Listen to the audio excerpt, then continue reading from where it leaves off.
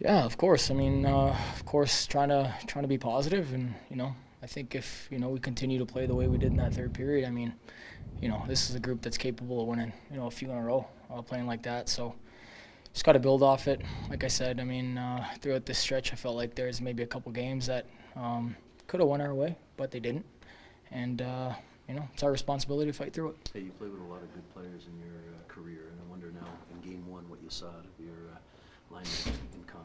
hmm I liked the way he played. I'm sure he was really nervous. I tried to make him feel as comfortable as possible, and just try to be a good influence for him. And I was proud of the way he played today and the way he battled, and the confidence he had. And that's a challenge with young players is to continue to do it. But really happy for him, and he deserves it. You hear athletes sort of talk about the process, but I'm sure that positive reinforcements that the process is working. It's important.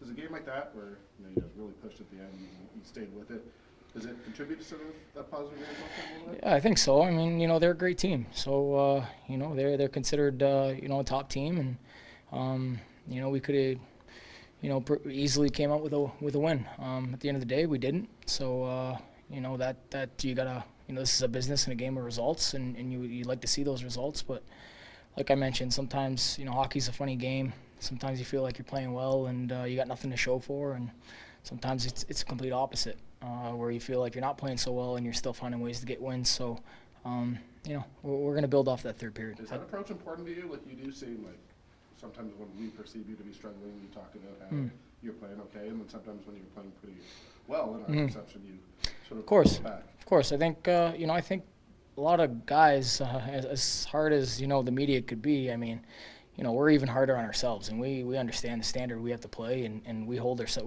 We didn't get here not holding ourselves to that standard. So, whatever the narrative is, we expect even more out of ourselves. And with that attitude, I think sooner rather than later, you're gonna start seeing good things happen. Nazem, how do you keep that belief going when during a streak like this? How do you keep the morale up?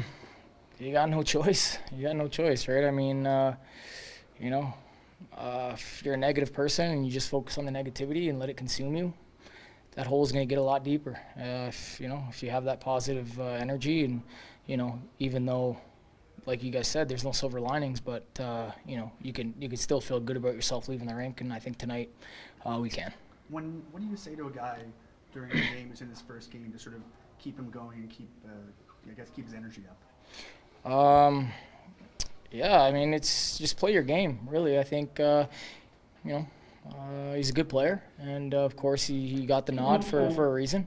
So, he's just got to continue to do that. I think as a young player, it's easy to kind of get revved up for your first game or your first 10 games. I mean, it's, you got to be able to do it 82 games year after year, and that's where the challenge, lies. So he's got a good head on his shoulders. He's a good player, and I'm happy for him.